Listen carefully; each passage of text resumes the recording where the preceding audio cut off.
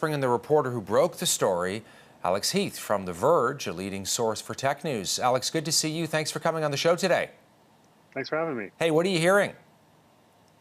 Yeah, so Facebook's planning this rebrand, and it's of the corporate company, I should note. So the Facebook Blue app that everyone knows, the name of that's not changing, but the holding company, I guess you could say, that includes Facebook, Instagram, WhatsApp, Oculus, that is changing as soon as next week, I'm told. And it's going to reflect this company's focus on building the Metaverse, which is, I think, something most people don't fully understand, but something Facebook definitely wants us to understand. Yeah, what is the Metaverse, sort of in layman's terms? Well, it was coined in a novel in the 90s called Snow Crash, and it was describing people fleeing a dystopian, apocalyptic, futuristic world to immerse themselves in virtual reality, which is kind of ironic when you think about how Facebook is currently perceived in the world we have today. So it's building these VR headsets, augmented reality glasses that can put virtual objects on the real world in front of you. Basically technology that just makes the internet and communication more immersive in 3D. What do you make of the timing of this news? It's interesting timing, right? So there's this whistleblower, this ex-employee of Facebook named Frances Haugen, who's got a bunch of internal documents that she's been providing to press. I think we're going to see more of that next week.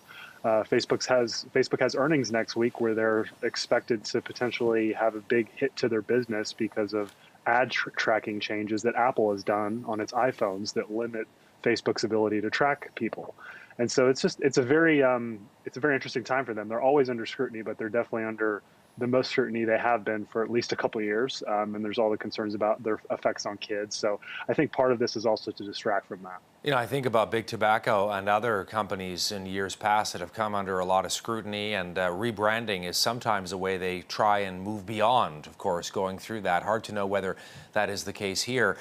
What do you think is at stake here for Facebook?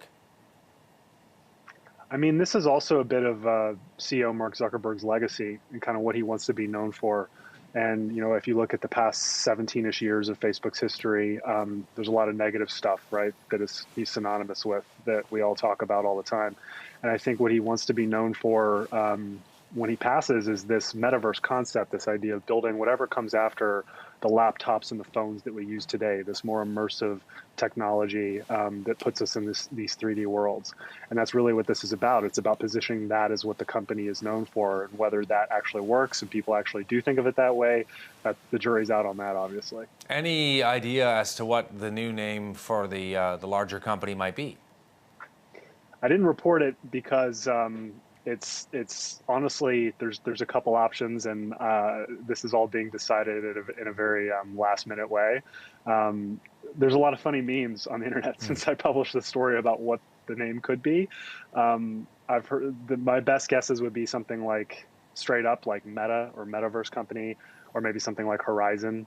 They've definitely got a few options, but the Twitter feeds I've seen have had a lot of good memes. Yeah, no doubt. Alex, thanks so much for taking the time today. Great reporting, and we appreciate you coming on the show in Canada. Thanks. Alex Heath is a senior reporter at The Verge.